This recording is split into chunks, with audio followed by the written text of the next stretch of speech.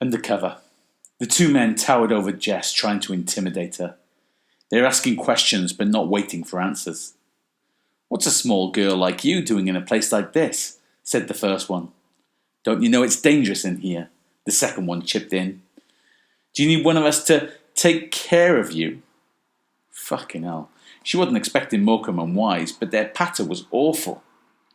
She'd need more than an abacus to tot up the number of times she'd heard sleazy lines like that from sleazy guys like this. She couldn't decide if they were real or if their machismo was bravado. They looked like boys playing being men. Maybe when they got a bit more worldly wise, they'd realise that the definition of being a man was not harassing women with shows of strength and cheap lines. What she did know was that if they laid one hand on her, they'd be in big trouble. She could take them on her own, she was sure of that. But she also knew she had backup just one press of a mobile phone away. She could smell their cheap deodorant, that the advert said make women throw themselves at men. But to Jess's nostrils, the tinny aerosol smelt more like rotten fish than aphrodisiac. She tried to push past them. She had a job to do, and these idiots weren't helping. "Where's the little lady going?" said the first one. Jess hissed like a swan. She wanted to put a footprint right across the face of the creep. It wouldn't take much, but she'd draw attention to herself. "Hey, why don't you two boys go and buy me a gin and tonic? Then I can properly relax," she said, smiling her most flirtatious smile. She knew a chance to get the little lady drunk would be too hard to resist for them. She'd bet her life that they'd buy her a double and tell her it was a single. If they ever found her, that is.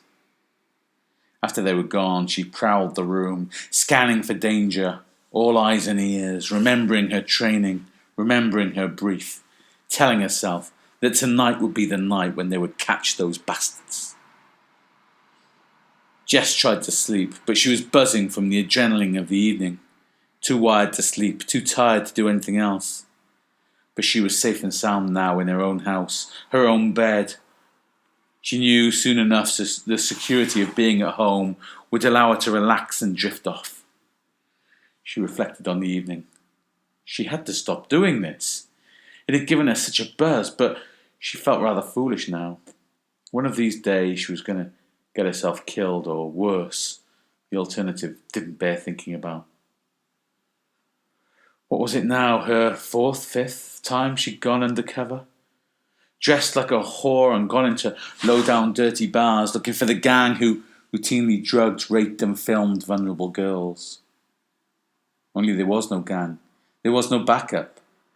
She'd had no training, and tomorrow morning she'd be back behind her desk at the library, where the only mystery she would have to solve was when Mrs. Lewis would return her long overdue copy of 50 Shades.